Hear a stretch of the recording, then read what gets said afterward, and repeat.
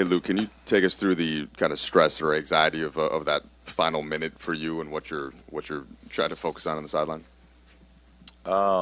Frustrated that we didn't make free throws. I mean, I know we haven't made them, but you know, we have guys that I trust at the line that need to step up and knock those down.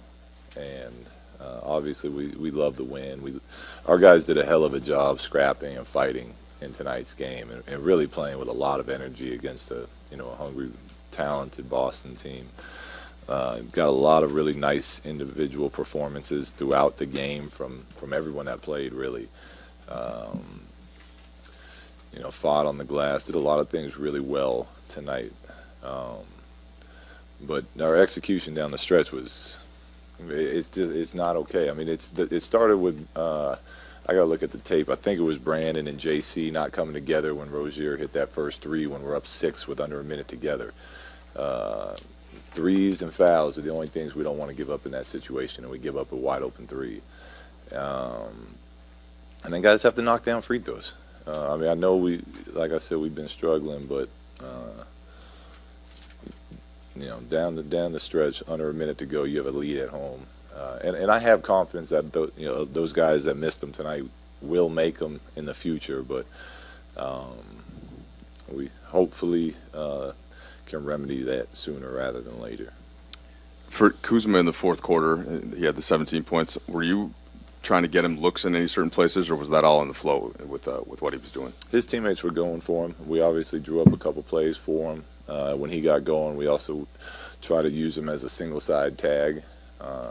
Get Larry or Julius rolling to the rim and make Kuzma's man make a decision if he wants to come in and tag that roller or stay home. So we used him in that a few times. But yeah, Kuzma, his fourth quarter was incredible tonight. Luke, what's your approach with the free throw shooting? Like, are you nice to them? Are you mean to them? You know what I mean? Like, do you make them run? I mean, how are you coaching them through this? We run when we don't make 80% in practice. Most days we make 80%. So it's unfortunately free throws is a lot of it's mental. We got guys that are very capable free throw shooters, and when you start to struggle or miss, it's tricky because sometimes not talking about it at all is a better way to go. Sometimes you make it an issue. Now everyone's thinking about it every time they go to the free throw line. So we work on them. We run when we don't hit them. We shoot extra before and after practice. But mainly, we just got to step to the line and relax. Just relax, take a deep breath, and make it and knock down your free throws. That's it. But those are kind of the things we're doing right now, and like I said, I have faith and confidence that our guys will start knocking these down. I hope it comes sooner rather than later. You guys beat a pretty good team while shooting 2 for 14 from the free throw line, and then today missed a lot of critical free throws and still won the game. Is it harder to get that message across when it's not leading to losses like it was earlier? It shouldn't be because they led to a lot of losses early in the year. I mean, it was it's great. The message is right now is defense. Everything's defense because we're shooting this from the free throw line, and because we're not doing this or that, whatever it is, we're still able to win games because we're defending and playing with a ton of effort and energy and playing for each other on that end of the floor. But we should be quite aware of the fact that we've lost our fair share of games because we didn't shoot free throws well. You mentioned earlier today that you wanted to take the attack to the Celtics. How would you assess that? I thought we did a good job. They're a very good team. They're coached well. They execute well. Kyrie is one of the premier players in our league, and when he gets going, there's not a lot you can do. But what I was looking for was us to take that fight to him, and I was very pleased with the way that we competed tonight. I told him at halftime, I said, right now it's It's time to make a decision. Are we satisfied with winning 5 straight home games, and we're down 8? We kind of played okay in the first half against a really good team, or are we ready to dig in and come out here and really scrap and see if we can't have some fun and make this 6 in a row?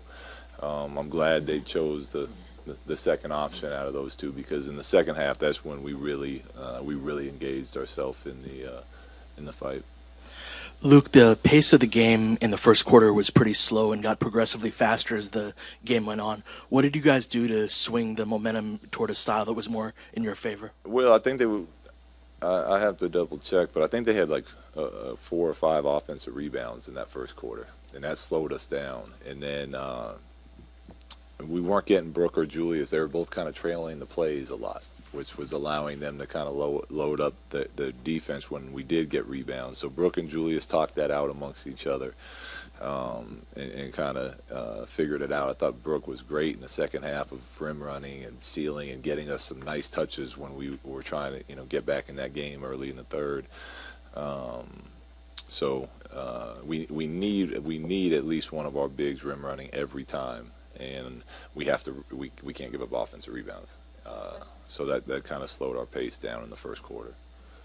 Luke, Kuz is obviously not lacking for confidence in taking shots. What has been your approach this season in either teaching him shot selection or not teaching him shot, keeping the freedom? Yeah, it's a fine line with Kuz, because we need his scoring, and we need we need his gunslinger mentality.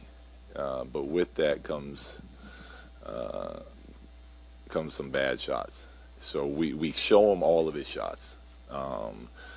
And we talk about good ones versus bad ones. And we talk about what I thought he did a really nice job of tonight,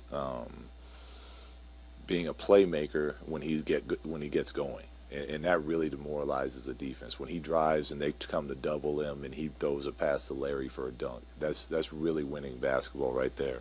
So it's going to be a constant learning curve, and there's not a definite answer when you're dealing with someone that plays like Kuz plays, because that's part of what makes him so good is that freedom that we let him play with. But there's responsibility that comes with that, and we're on him about his shot selection a lot. Thanks, everyone.